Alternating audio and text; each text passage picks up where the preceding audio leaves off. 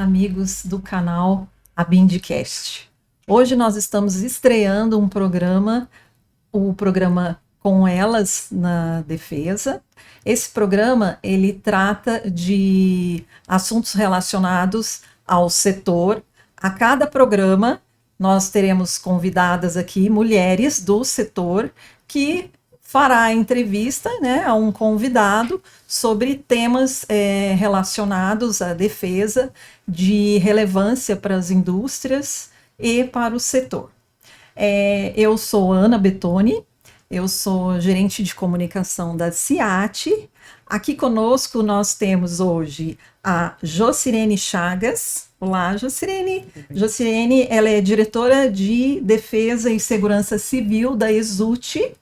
E temos a honra de receber hoje o Tenente Brigadeiro do Ar Heraldo Luiz Rodrigues.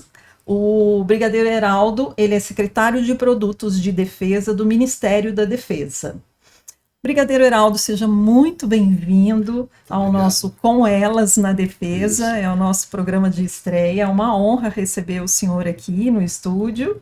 E, para começar, Brigadeiro, eu gostaria que o senhor explicasse um pouco aos amigos aqui do nosso videocast, né, qual é o papel da CEPROD e como o CEPROD atua hoje na coordenação do desenvolvimento da produção e exportação dos produtos de defesa. Bem, Ana. Primeiro, obrigado, a honra é minha participar desse primeiro podcast aqui Com Elas na Defesa. No podcast, já tivemos oportunidades anteriormente de conversar com elas na defesa também, foi na feira, na exposição que tivemos, né? E tivemos um diálogo bastante agradável. Foi muito bom. Brasília, né? Em Brasília, durante a mostra BID, não foi? Foi, exato. Isso. Ou foi na feira? Foi na feira. Foi na feira. Na live. Isso, no espaço da BID, fizemos a primeira discussão, era muito, muito bacana, muito proveitosa, assim, e vocês realmente são craques dentro da defesa, então parabéns. É uma satisfação para mim poder compartilhar desse espaço e conversar um pouco com vocês, né?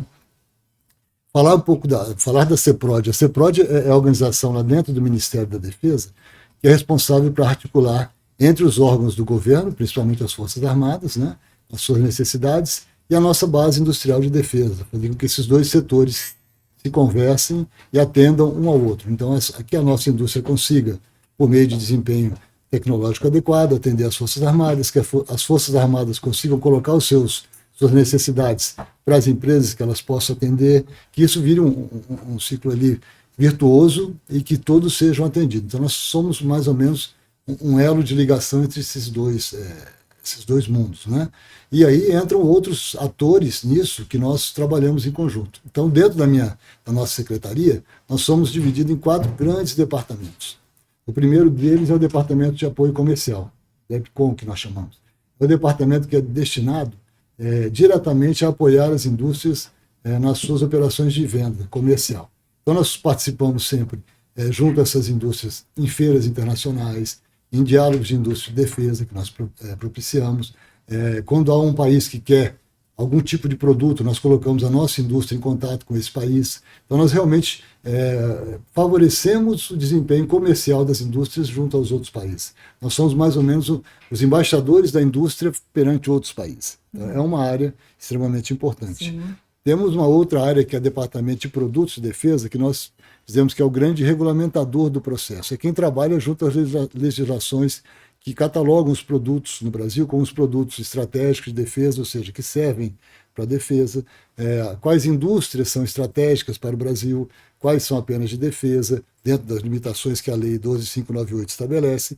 Então, o grande cartório do Ministério da Defesa é esse departamento. Ele tem toda a listagem de quantas empresas nós temos, em torno de 280 estratégias de defesa, quem são, onde estão, qual o tamanho, qual o capital, tudo isso ela gerencia.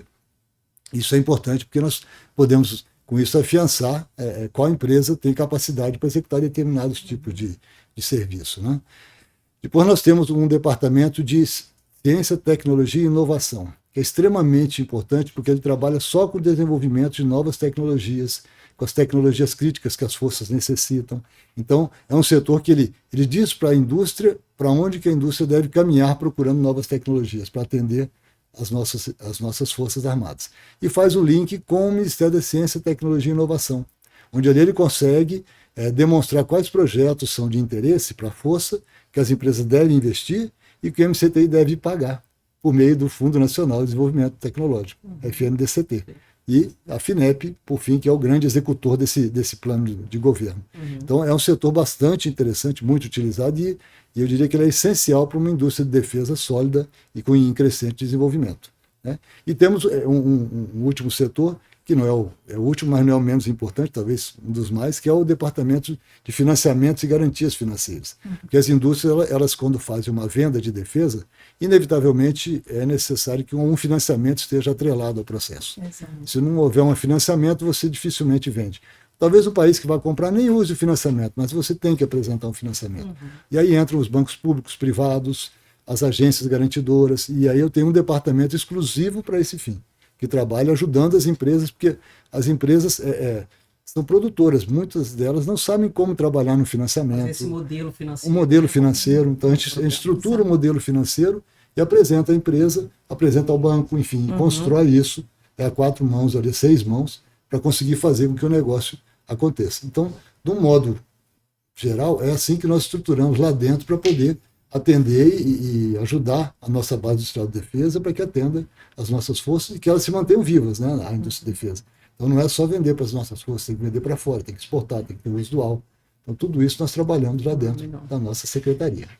Que bom. Brigadeiro, a gente não tem dúvida, e eu acho que todos que estamos na indústria de defesa sabemos da importância, né, da CEPROD e da proximidade mesmo que a indústria tem com a secretaria. Exato. Com esse apoio. Pegando esse gancho, a gente também é consciente dos desafios que a nossa BID tem, né? Por tudo que envolve o nosso país, as limitações, etc. Um dos grandes desafios, e aí eu queria ver qual sua percepção com relação a isso, é a questão às vezes, ausência de isonomia na contratação pública, quando envolve empresa nacional e empresa estrangeira. E aí, às vezes, para um lado e para o outro, porque nós temos nossa carga tributária, nós temos, e às vezes, numa relação gov-to-gov, alguma empresa estrangeira pode ser beneficiada, por outro lado, empresas também internacionais deixam de investir muitas vezes no Brasil pela dificuldade, pela burocracia, então também impede a questão da transferência de tecnologia, da gente avançar em algumas coisas. Como é que o senhor vê isso daí? Ainda tem espaço para a gente trabalhar mecanismo para diminuir essa questão dessa ausência de isonomia e mais clareza na contratação pública com relação a isso? Sim, sim. Não, sem dúvida, que há muito espaço para a gente evoluir, eu não tenho dúvida disso. Acho que nós temos sim que conseguir alguma coisa que traga para a indústria nacional o mesmo grau de competitividade que uma indústria de fora do país, né? Então nós temos alguns problemas hoje, claro, que são de longo prazo, não são de agora, que, claro, quando você compra um produto do exterior, uma força armada, você tem uma certa isenção de imposto, que acaba que o produto produzido fora é um pouco mais barato do que aqui dentro do Brasil. Isso é ruim. Por isso nós temos um mecanismo nas Forças Armadas que você pode dar um sobrepreço para o produto nacional de até 30%, 20% a 30%, nós conseguimos legalmente deixar que isso aconteça. Isso é legal. Então, você dá mais ou menos uma competitividade para a indústria nacional. É claro, nós temos sempre que pensar que quando você quer uma indústria nacional forte, uma base industrial de defesa forte, você tem que, de alguma forma, privilegiar um pouco mais a indústria nacional em detrimento da indústria estrangeira. Porque você tem a sua autonomia, a sua soberania, né? Mas tudo isso entra num peso porque você não consegue desenvolver tudo dentro do país. Tem coisas que você tem que realmente trazer de fora. Né? Então, como é que a gente trabalha isso? A gente aceita, sim, comprar de fora, de bom grado, produtos de avançada tecnologia. Com isso, trazer para o Brasil essa tecnologia, de alguma forma, como? Com uma compensação tecnológica, um offset, você produzir no Brasil. Então você compra um equipamento novo, mas você exige que partes dele sejam feitas aqui. Aí tem o exemplo agora do Gripen, né, que o Brasil comprou, é um projeto de alto valor, mas você vê, agora, no mês de março, em breve vai entregar o primeiro montado e produzido aqui no Brasil. Sim. Todo ele está sendo feito aqui? Não. Mas assim, uma boa parte já está sendo feita aqui. E o conhecimento está vindo para cá. Então é uma maneira que a gente encontra de fortalecer aqui, mesmo comprando fora. Tá? É uma maneira que você tem de tratar fazer ganha-ganha das duas indústrias, né? Eu acho que agora com essa mudança também do marco regulatório dos impostos, né, da arcabouço fiscal, é uma oportunidade que nós temos para trabalhar em cima disso, para tentar equalizar mais ou menos os tributos, para que não fique caro comprar aqui dentro com uma força armada em detrimento de comprar de fora.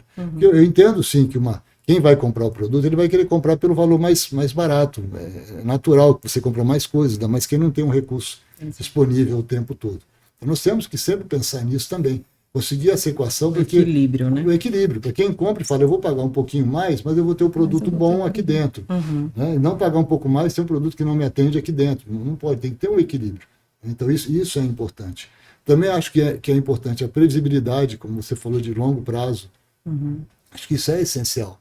Você tem uma previsibilidade de o que você vai comprar para poder deixar que a indústria invista naturalmente no desenvolvimento de um produto novo, sem o risco de não ter compra ao final. Também é importante isso nesse sentido. Eu acho que nesse período agora, até essa nova marco regulatório ser todinho ele consolidado em 2032, alguma coisa, nós temos que até lá assim, ter conseguido estabilizar o sistema de tributos para que isso fique, como você falou, numa isonomia, pelo menos em valor. Depois a gente vai trabalhar cada um, onde é que se compra determinado produto, simplesmente por transferência por diferentes de tecnologia e não de preço. Perfeito. Acho que é importante. Perfeito. Brigadeiro Heraldo, nós sabemos que as pequenas e médias empresas, elas enfrentam barreiras adicionais aí para terem acessos a financiamentos e contratos públicos, né? Eu gostaria que o senhor explicasse um pouco para nós quais são os instrumentos que existem hoje ou que estão em discussão que possam ampliar o acesso dessas empresas aos programas de fomento e às oportunidades do setor. Certo. As indústrias realmente menores sempre têm nós notamos isso, é mais difícil que ela consiga alcançar um bom patamar de ganhos, né?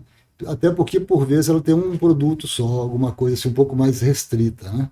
Então, o melhor caminho que nós procuramos incentivar essas indústrias é que elas se tornem indústrias ligadas a algum tipo de instituição de ciência e tecnologia, uma ICT, algo assim, que ela consiga receber um incentivo do governo, muitas das vezes sem um repagamento, um incentivo realmente de uma FINEP da vida, um projeto de desenvolvimento de um produto, para que ela consiga dar um salto e consiga se estabilizar no mercado com determinado valor de vendas, que ela fique bem.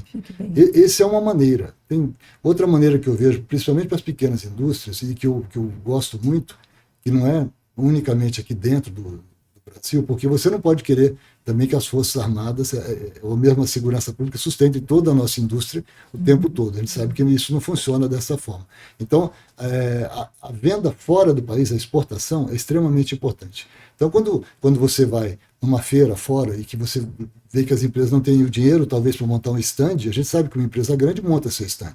Mas as pequenas não têm isso. E aí entra a importância de ter um espaço como a BIND faz, que leva 8, 10, 12 empresas, monta um quadradinho de 2x2 para ficar um representante da empresa, tem um filmezinho, tem um cartaz, e aquilo ali, uma pequena empresa, ela consegue expor o seu produto. Parece uma atitude assim muito simples, mas não é, aquilo dá resultado. Dá notoriedade. Ela faz, a cada 10, 2 fazem negócio. Exato. Então, assim, duas empresas, porque um negócio que se faz no exterior, para uma empresa de pequeno ou médio porte, significa para ela 4, 5 anos de vida. É um grande negócio. É um grande negócio. É um grande negócio. Então, acho que isso tem que ser incentivado. Isso aí é que eu reforço que a BIND, em parceria com a Apex, que é importante que ela apoie isso, é importante para a nossa base industrial, que eles se juntem e continuem fazendo esse tipo de atitude. Né? Além disso, o que nós trabalhamos, as empresas estratégicas de defesa, que tem pequena, tem média, tem de todo jeito, nós sempre incentivamos o uso daquele termo de licitação especial, que é um termo que você pode pegar um produto de uma empresa, por exemplo, uma empresa que tem um produto, vamos colocar, ele tem um filtro de água, que é um produto estratégico de defesa. Né? Aquele produto, por exemplo, que é de uma empresa pequena, foi escolhido por municípios para serem utilizados em larga escala. Então, uma empresa pequena, por meio de um termo de licitação especial, que foi direcionado para aquela empresa, por um município, ele conseguiu uma produção que vai fazer com que a empresa dele se torne média. É uma maneira de crescer. Não digo que a gente consiga atender todas as empresas, mas eu digo, nós conseguimos atender alguns pontos legal. importantes. E a cada vez que temos uma oportunidade, a gente trabalha nesse sentido. Bacana. E a gente viu evoluções, né, ao longo desses anos aí de acompanhando e vivenciando o mercado de defesa. A gente sabe também que um marco importante foi em 2012 a Lei 12.598, que com ela a questão do RETID, né, do TLE, ou seja, todos esses mecanismos que o surgimento das empresas estratégicas de defesa, né, esse conceito, ou seja, tudo isso daí a gente sabe que são movimentos que já ajudaram né? e tem melhorado bastante. Mas ainda assim a gente sabe que sempre pode melhorar e sempre precisa de mais. E com a nossa realidade, a gente sabe que o ambiente regulatório ainda é algo a ser trabalhado e melhorado. Como é a sua percepção disso daí? A gente tem iniciativas já pensadas, a CEPROD pensa em atuar um pouco aí na questão do ambiente regulatório para facilitar ainda mais ou incentivar, não vou nem dizer facilitar, porque basta que incentive, né? Que a gente sinta essa... Sim. Não, sem dúvida. Acho que é um trabalho da CEPROD, um dos grandes trabalhos que a CEPROD tem que fazer e faz, né? As mudanças não são rápidas, elas não têm uma velocidade tão rápida como eu gostaria que fosse, mas elas vão acontecendo. Então eu consigo mostrar, por exemplo, a Lei 12.598 de 2012, depois de um longo trabalho, nós estamos conseguindo mandar para uma proposta de alteração dela, que vai tratar especificamente, majoritariamente, sobre o TLE, que é esse termo de licitação especial. Por quê? Ele é um termo que o administrador ele fica à vontade para comprar um produto. Nessa mudança, nós vamos direcionar essa lei para que ele seja preferencial à escolha do produto estratégia de defesa. Então, se ele tem um produto estratégia de defesa no país, e ele vai comprar um outro que numa licitação normal, ele vai ter que justificar por que ele não escolheu um termo de aquele produto, que é um produto estratégia de defesa, um produto de defesa, em detrimento de um outro qualquer. Então, essa é uma mudança significativa, que não é uma mudança obrigatória, porque ele não vai ser obrigado, mas vai ser preferencial. Ou seja, a preferência deve ser por aquele produto. Se ele não quiser aquele produto, EED. Ele vai ter que dar um EED, ou até um produto de defesa se não tiver nenhum EED. Mas aí ele vai ter que justificar no processo por que não fez aquilo. Exato. Então, ou seja, o primeiro movimento é no sentido de usar produtos estratégicos de defesa. Então, isso acho que é muito bom. Então, é uma mudança legislativa importante, né? Nós vamos ter também, com a implementação do novo regulamento de impostos, o RETID ele vai perder sua eficácia, porque ele trabalha sobre o PIS, COFINS, e isso vai deixar de existir. O IPI, eles deixam de existir em 2027. Então, o RETID, o benefício do RETID, ele acaba sendo perdido. Então, a lei ela vai perder a efetividade nesse ponto, né? O que nós estamos fazendo para poder contrapor essa perda das empresas? E até hoje, nós conversando aqui na plenária da BIM, nós tratamos sobre isso. Nós já trabalhamos, não tivemos o sucesso todo esperado, mas vamos persistir. Para quê? Existe um artigo da lei que ela dá uma isenção de 60% do IBS para as empresas que têm determinados produtos. E esses produtos são produtos que a defesa compra, são produtos de defesa da área cibernética, tem áreas específicas. Então, isso aí é um contraponto à perda do RETID. Lógico que o ideal seria que todos os produtos que a defesa comprasse estivessem espelhados nesse anexo. E ainda não estão. Então, nosso trabalho é para que isso seja inserido. Mas uma boa parte já está. E aí, quando você vê o balanceamento de impostos, quem estiver incluído nesse anexo, ele vai ter um benefício melhor até do que o RETID. Então, ou seja, também é um passo que nós demos importante para poder regulamentar isso aí. Tem outros de menor intensidade, mas que nós trabalhamos constantemente, que é colocar junto ao MGI que as compras públicas do governo como um todo contemplem também o TLE. Então, quando você entrar no Compras Gov.br, poderá ter um produto lá que quem fez a licitação foi um outro órgão e que está listado ali dentro para ser adquirido por todo o governo. Aí era a minha próxima pergunta, obrigada.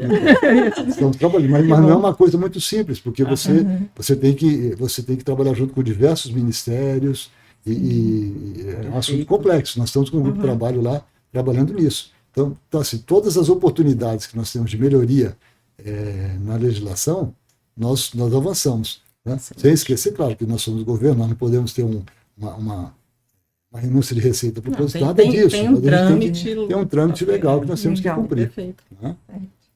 Brigadeiro, a CEPROD, ela tem promovido diálogos de defesa e tem feito memorandos de entendimento, né, com diferentes parceiros. Eu gostaria de saber qual a importância dessas iniciativas para aproximar o governo e a indústria e tornar essas políticas públicas mais aderentes às demandas reais da indústria de defesa. Uma das maneiras, né, que nós trabalhamos, né, quando fazemos um diálogo de indústria de defesa, são proporcionar a conversa geralmente entre dois países. Né? Uhum. Então, por exemplo, a Índia quer fazer um diálogo de indústria de defesa com o Brasil. Certo. Então, nós estamos tentando há um ano fazer com a Índia um diálogo. O que é isso? Eu trago 10 indústrias de lá para cá, sento com 10 indústrias do Brasil, conversamos, cada um mostra o que tem, mostra o que está fazendo, qual é o seu produto, e gera interesse do outro lado. Então, nós vamos conseguir fazer isso, talvez, da Índia, na Feira de Santa Catarina, que vai ter agora. Nós temos previsto agora para o final de março, na Alemanha. Então, esse diálogo, ele aproxima indústrias do mundo. Nós conseguimos jogar o mundo frente a frente com as indústrias brasileiras. Toda vez que nós montamos um diálogo desse, nós mandamos aqui informações para a BIMAC, a BIND, SIND, qual indústria quer conversar com determinado país sobre defesa. Eles nos mandam quais as indústrias interessadas. Nós tentamos fazer um diálogo tete a tete, que dá muito mais resultado do que um online. Se não conseguimos online, nós vamos partir para o tete a tete, né? Porque às vezes é o passagem, hotel, tudo isso encarece e eles não querem vir para cá, a gente faz online. O resultado não é tão bom. Mas sempre nós temos algum resultado positivo ao final, algum tipo de conversa. E quando nós propiciamos isso, é que eu falei, nós somos os embaixadores do processo. Então nós estamos dando aval para essas indústrias que estão participando, de que o governo brasileiro as apoia. Damos o nosso nome ali de que, olha, pode fazer o acordo com essa empresa, que é uma empresa estratégica de defesa, é uma empresa confiável, o seu produto é bom, nós temos o controle do seu produto, é uma empresa que vale a pena vocês conversarem. Uhum. Isso é uma política que tem dado resultado bastante bom. Os memorandos de entendimento, eles são essenciais porque eles possibilitam a conversa governo a governo. Então, nós assinamos com a Coreia do Sul, casualmente, o ano passado, em outubro. Agora teve uma viagem do presidente para lá, e daquele memorando, que é o memorando de defesa, já surgiu um negócio novo com uma empresa de defesa que vai se ancorar naquele memorando, que era um memorando só para dizer que tínhamos intenção de conversar, de trocar ideia, de mandar alunos para lá, receber alunos, e de repente abrir uma oportunidade de negócio. Então, assim, são os caminhos que nós procuramos para abrir negócios, entendeu? Incentivando as indústrias a participarem. Brigadeiro, nós tangenciamos o assunto no início, mas eu queria aprofundar um pouquinho, porque é um desafio realmente latente. E, na verdade, eu acho que dois aí, né? Um é a questão orçamentária, que a gente sabe que tem limitação e o governo tende a contingenciar, e defesa geralmente é a grande afetada nessa questão dos contingenciamentos. Portanto, a gente já sabe isso é algo que a gente convive há muito tempo. E o outro é a previsibilidade de projetos, de fato. E é compreensível porque as forças também têm que priorizar esses projetos em função de orçamento, ou seja, está muito linkado. E a indústria, por outro lado, precisa prover as soluções e não pode parar, porque se a gente fala de tecnologia, essa indústria tem que continuar investindo, tem que continuar. Como que a CEPROD pensa em intensificar? Eu sei que já tem trabalhos, assim, a gente conhece, mas para que todo mundo tenha também essa visibilidade, como que pretende intensificar a questão de passar essa previsibilidade para as empresas e aí, inclusive, incentivar mais ainda as pequenas e médias, que essas são as grandes afetadas, né? Porque quando tem que priorizar os projetos, são os projetos grandes e, evidentemente, que as empresas, a gente entende que são as empresas grandes que têm condições de tocar projetos grandes, mas tem toda uma cadeia, né? Como que se houver essa questão da previsibilidade de projetos dentro desse emaranhado? A previsibilidade de projetos, né, o que nós, a indústria, que eu digo, a gente conseguiu, depois de um bom tempo, conseguir emitir uma portaria das tecnologias críticas. Uhum. Aí você dá uma ideia de uma previsibilidade de quais as áreas você vai investir no futuro, as forças. Quem faz essa portaria, ele sai da defesa, mas são as forças que nos dizem quais são as tecnologias que eles precisam. Então, eu preciso de aeronaves não pilotadas, lanchas não pilotado, eu Autônomas. preciso de inteligência artificial, ou seja, eu preciso de satélite. Então, são as tecnologias que indicam qual é o caminho que as forças estão indo. Então, nós publicamos isso e aí as indústrias sabem que aquele é o caminho para ela de longo prazo. Ela conseguir desenvolver um produto que vai atender às forças. Isso aí. Mas isso é um indicativo, porque, como você falou, a gente só caminha com dinheiro. Não tem segredo. Então, O segredo é uma simples, equação dinheiro. complicada, é uma Isso. equação complicada. É o sangue do corpo, não tem como. É o dinheiro Exato. que vai. Então, claro, quando você fala em dinheiro, se torna um pouco complicado, porque os projetos das forças são grandes. Quando você fala numa força aérea que ela compra um KC, 100 milhões de dólares. Você compra um Gripen, 100 milhões de euros. Então, são valores significativos para o orçamento. Então, o orçamento das forças ele é aquém desses grandes projetos. Então, como é que a força... Aí eu falei da força aérea, mas eu posso falar da Marinha, com o ProSub-submarino, com as fragatas, o Exército com seus obuseiros, seu carro de combate, tudo, helicópteros, são caros, então são difíceis. Precisamos de um planejamento. Como é que isso foi, não vou dizer resolvido, porque não foi, mas como é que foi, de certa forma, melhorado agora? Nós conseguimos, sim, o ministro Múcio conseguiu expor o problema da defesa, conseguiu que fosse ouvido, né? Nós tivemos aquela verba daquela lei de 30 milhões de reais em 6 anos, então daria mais ou menos 5 bilhões por ano, bilhões, né? Não, 30 bi, não mi, por ano, para emprego para as forças. Né? Então, o ano passado, em 2025, já vieram 2 bilhões e meio, esse ano deve vir mais 2,5, daí para frente 5 por ano. Isso não é o suficiente para todos os projetos da força, porque o débito que havia é maior do que isso. Então, isso não significa que vão ter novos projetos grandes, mas indica que os projetos a fila vai andar. Então, novas aquisições virão. Então, isso já é um indicativo para as indústrias de que vai ter um comércio também das Forças Armadas para isso. Acho que isso é Uma importante. demanda interna. Uma né? demanda interna. Né? Agora, isso é o ideal? Ainda não. O ideal que nós brigamos é por uma previsibilidade mais longa. Então, o que era isso aí, a nossa luta? É um percentual do PIB, não do PIB ou da receita corrente líquida, que aí fica um pouco mais lógico, porque se você pegar do PIB, ele acaba sendo um pouco irreal. Então, da receita corrente líquida fica um pouco mais real. Um percentual que nós estimamos em 2%, que fosse mantido esse percentual para investimento na defesa. Porque aí você tem a longo prazo uma estimativa de custo. Porque os projetos de defesa, eles são longos, não são curtos. Você tem que desenvolver, vai comprar, teste, são no mínimo 3, 7, 8, 10 anos. Então, são projetos longos, você precisa dessa previsibilidade. E é horrível quando você faz um projeto de 10 anos, você não recebe dinheiro, ele passa para 12. Aí não recebe para 14, 18, 25, lembra que 30 anos uma coisa que era para ser em 10. Então, e quando ele chega lá, ele já não serve. Então, veja bem. Já chegou obsoleto. Já né? chegou obsoleto. Então, essa previsibilidade é essencial. E nós estamos ainda lutando para que isso aconteça.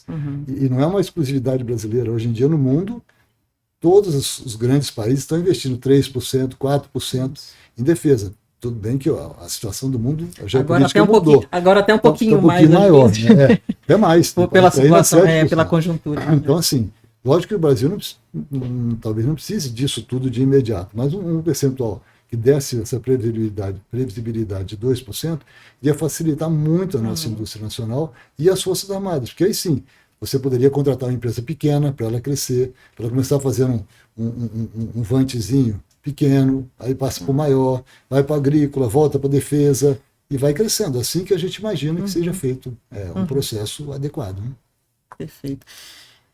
Só complementar, Ana, porque essa questão ela é tão abrangente que impacta inclusive na retenção de talentos, né? A gente tem aí teve e tem programas importantes de transferência de tecnologia, de absorção de tecnologia por parte do Brasil e de fato são programas muito robustos e pensados, bem planejados. Sim. Mas a gente sempre tem a dificuldade depois na retenção desse talento pela falta de demanda depois de você a continuidade do programa, né? Então isso aí, de fato, é o eles grande vão desafio. Para o exterior, né? Algumas vezes vão para o exterior, às vezes continuam aqui mas para a empresa do exterior, das forças. Né? E a gente sabe que o salário é importante, principalmente para engenheiros, assim, é um ponto importante. Mas, principalmente engenheiros de ponta, mais importante que o salário, tão importante, é o desafio. Ele não pode ficar parado, o conhecimento dele não pode ficar estagnado, ele quer desenvolver. Então, essa é a importância de você ter um projeto de desenvolvimento atrás do outro. Você mantém os seus talentos crescendo junto com você. Aí pega um engenheiro sênior, ele pega um novinho lá embaixo e vai trabalhando junto, e aí você mantém essa gama de engenheiros de todos os níveis. Você não pode ter uma empresa só com engenheiro sênior nem um básico, tem que ter essa mistura. Então, você, para conseguir isso, você tem que ter um fluxo contínuo de projetos, entendeu? Claro, é o ideal, sem dúvida. Acho que... E a gente sabe disso, quando a gente faz um projeto na defesa, e a defesa ela exige um offset acima de 50 milhões de dólares de aquisição, obrigatório, né? Então tem que vir o conhecimento do outro lado. Não é que seja só o conhecimento, pode ser outra coisa.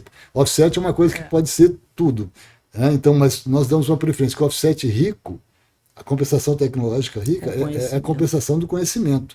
Não adianta eu comprar, aí eu vou comprar teu negócio, você comprar carne minha. É também um offset, mas não é rico, ele acabou, morreu. Nós gostamos daquele que você transfere o conhecimento, que você retenha o conhecimento e dali você consiga crescer, fazer outras coisas. Esse é o objetivo. E esse modelo está consolidado. Né? Assim, o modelo em si está consolidado. Né? O que a falha só vem depois pelo problema que a gente tem que enfrentar. E não tem jeito, é uma realidade nossa. É a nossa realidade, não tem como. Falando de Forças Armadas, Brigadeiro, quando a gente fala de base industrial de defesa, automaticamente a gente relaciona a Forças Armadas, né? Mas, no entanto, a gente sabe que o mercado de segurança pública tem se apresentado relevante, né, na questão de tecnologia, né, na questão de aplicação tecnológica. Como a CEPROD enxerga a integração entre defesa e segurança pública no desenvolvimento e na consolidação da indústria nacional? Ótimo, acho que a pergunta é excelente. A própria BIND, né, já mudou, já tem um setor de segurança, não é só defesa e segurança. Então, veja bem o tanto que é importante esse setor.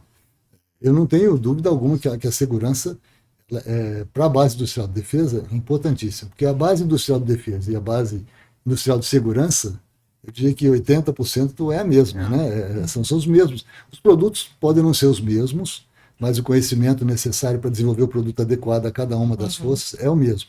Então, são as mesmas indústrias que trabalham nisso. Só que dentro do governo são duas instituições diferentes. Uma é judiciário e outra é defesa. Então, são dois ministérios diferentes, são duas políticas diferentes. Né? O que não impede de forma alguma que a gente tente trabalhar junto. Como? Nós já visitamos por mais de uma vez o Ministério da Justiça para demonstrar o que nós pensamos, da maneira como eles poderiam trabalhar conosco, principalmente nos TLE, para comprar os produtos brasileiros. Né? Eles estão interessados, eles vêm até a defesa para assistir mais, aprender sobre isso. Então, há uma vontade que isso aconteça. A aquisição do sistema de segurança, ela não é totalmente centralizada. Porque assim, não é o Ministério da Justiça que faz tudo. Cada estado tem a sua aquisição. Cada estado compra o seu material. Então, nada impede que um estado compre uma pistola de uma marca e outro estado vizinho compre de outra marca. Isso aí é legal e pode acontecer e acontece. É certo, errado, não é certo nem errado, é o que sempre foi feito. Né? O Ministério da Justiça está tentando trabalhar assim para fazer uma aquisição mais centralizada, uma coisa um pouco mais que traga um melhor custo-benefício, que seja mais barato, que atenda todo mundo. Então, claro, quando você pensa em comprar, por exemplo, um helicóptero, se fizer um centralizado é muito melhor para todas as forças policiais. Né? Talvez um colete, um é um pouco mais fresco, outro um pouco mais fresco, eu digo no sentido de calor, o outro mais agasalhado, mas você pode comprar de uma empresa só. Tudo isso, e a Justiça também trabalha nisso em conversa conosco. Nós estamos discutindo para poder auxiliá-los a fazer isso, porque assim, nós na base industrial de defesa, a gente direciona as nossas tecnologias críticas e quais materiais nós queremos. Às vezes esses materiais não atendem à segurança. Então, o ideal seria que eles também tivessem como definir as suas tecnologias, suas prioridades e os seus requisitos, para que a indústria possa fazer isso. E isso que nós conversamos com eles, eles estão estudando a maneira, talvez até fazer uma legislação parecida com a 12598 para a segurança, já que essa é da defesa. Né? Então, eles que têm um produto estratégico de segurança, algo nesse sentido, eu acho que é válido, porque beneficia a indústria.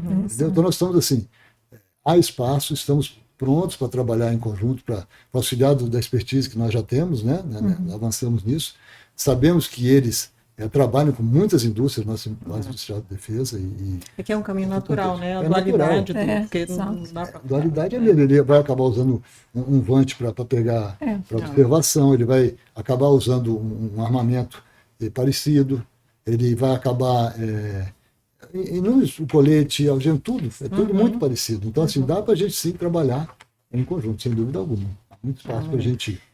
Brigadeiro, e quais são as prioridades da CEPROD para este ano e para os próximos anos aí, num curto e médio prazo? Qual que é isso? Olha, tem muitas coisas para fazer. Eu acho que as prioridades que nós estamos trabalhando na atualização da lei, que eu já falei, que é o TLE, nós estamos trabalhando junto com o Judiciário para tentar aumentar esse relacionamento com a Justiça. Nós trabalhamos para aumentar, para tornar mais simples o cadastramento de empresas e de produtos como estratégicos de defesa, para ser um pouco mais ágil nesse processo, até para acelerar o TLE, é importante. Nós continuamos trabalhando no incentivo a feiras, diálogos de indústria e defesa, temos vários durante esse ano. Temos esse ano uma feira de defesa em São Paulo, a Lares Security, que vai ser agora com a Milipol também em São Paulo, então ela deve aumentar de tamanho e vamos participar em apoio a esse evento. Nós temos vamos ter a Mostra BID Brasil, nós vamos fazer visita de embaixadores a diversas indústrias no país para poder fazer a propaganda. E com isso, o que é ao final? O que a gente vai procurar? Continuar crescendo com as nossas autorizações de exportação de defesa. Que nós estamos vindo num crescimento que foi assim, 2023, 800 milhões de dólares. 2024, 1,7 bilhões de dólares. 2025, 3,4 bilhões de dólares de exportação autorizada de material controlado, ou seja, material de defesa. Eu quero agora, nesse ano, em 26, conseguir aumentar esse valor. Então, nós estamos trabalhando, por enquanto está dando certo. Né? Claro que conto com a ajuda do mundo que vive brigando aí fora e fica comprando armamento. Mas não é só isso, porque não adianta o mundo querer comprar armamento. O país tem que estar pronto para vender armamento. Você tem que ter um armamento com a tecnologia adequada. Você tem que ter a munição pronta para empregar naquele armamento. Você tem que ter um sistema de controle adequado para aquele país se interessar. Então nós temos que estar prontos para que o país que queira comprar alguma coisa puxe os nossos produtos. Eu acho que com isso nossas forças vão se beneficiar, porque vai ter uma indústria de defesa forte, soberana, que consegue fazer os seus produtos com sua tecnologia. As indústrias vão ter a sua sustentabilidade econômica, porque no vai e vem do orçamento, ela tem a parte de fora para ela vender, ela vai conseguir tirar o seu lucro de lá. Né? Você falou, as cabeças pensantes permanecem no país, a ciência e a tecnologia continuam inovando, ou seja, é um ciclo que nós temos que continuar incentivando ao máximo para que isso continue girando e que dê resultado. Então essas são as minhas perspectivas aí para 2026. Se tudo der certo. Brigadeiro Heraldo, a gente está se aproximando aqui do final do nosso videocast e eu gostaria de pedir ao senhor que o senhor deixasse então uma mensagem, né, para as empresas nacionais que continuam investindo, que continuam acreditando, né, no desenvolvimento tecnológico do Brasil. A mensagem é que elas continuem realmente acreditando no desenvolvimento tecnológico. Nós continuaremos trabalhando para que elas possam ter produtos novos, continuaremos trabalhando para buscar os investimentos necessários. Nós conseguimos, sim, junto a outros ministérios, como eu já falei, Ciência, Tecnologia e Inovação, que chega até a FINEP, aí nós já tivemos 590 milhões em 24, tivemos já esse ano, em fevereiro, 300 milhões em projetos de defesa, e vamos ter mais ainda da própria FINEP. Estamos incluídos na missão NIB, na missão 6 da Nova Indústria Brasil, que também demonstra claramente a importância que o país dá para a indústria de defesa. Né? São poucas áreas e nós estamos incluídos numa delas. Então, assim, a indústria de defesa ela conta com o suporte do Estado. E isso é importante. Nós temos exemplos claros de financiamentos que aumentaram. O BNDES é nosso parceiro, Banco do Brasil, Santander, a BGF, todo mundo tem trabalhado conosco para incentivar a indústria de defesa. Tivemos indústrias em dificuldades que conseguiram sair da dificuldade por financiamento, que nós conseguimos demonstrar que aquilo iria alavancar aquela indústria e deu resultado. Então, assim, as indústrias continuem confiando, continuem acreditando, que eu acho que é um momento que ela tem ainda pela frente uns 7, 8 anos aí de crescimento seguro. Vale a pena continuar investindo. Que bom. Bom, Brigadeiro Heraldo, gostaria de agradecer imensamente a presença do senhor aqui no Com Elas na Defesa. Esse canal foi criado para ampliar vozes, para fortalecer mesmo esse projeto, né, tão importante. E queria pedir para vocês que estão nos acompanhando que sigam os canais, sigam o videocast nos nossos canais. E obrigada, Jocirene, pela sua participação. Até a próxima. Obrigado pela oportunidade. Até a próxima. Obrigado. Espero que seja breve. Com certeza. Esse programa, Com Elas na Defesa, a cada mês estarão aqui outras profissionais. Nós somos as pioneiras, né, Jocirene? A cada mês estarão outros profissionais que vão debater assuntos relacionados aí com E talvez a gente a autoridade. Não esquece da gente repetir também. Obrigada, gente. Até mais. Obrigado.